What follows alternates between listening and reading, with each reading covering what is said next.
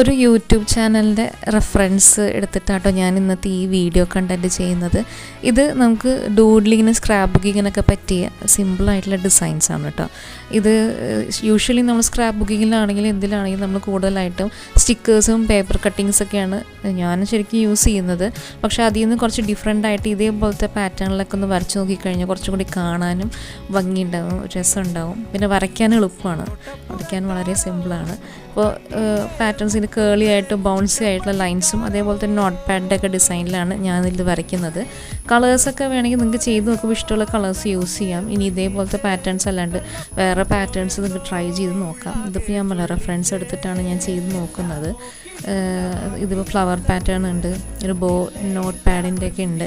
ഇത് അല്ലാണ്ട് വേണമെങ്കിൽ നിങ്ങളൊരു പേപ്പറിൻ്റെ പോലത്തെ റൂൾഡ് ആയിട്ടുള്ളൊരു പേപ്പർ പോലെയൊക്കെ വേണമെങ്കിൽ ചെയ്ത് നോക്കാം. ഇതാട്ടോ ഫൈനൽ റിസൾട്ട്. ഓക്കെ.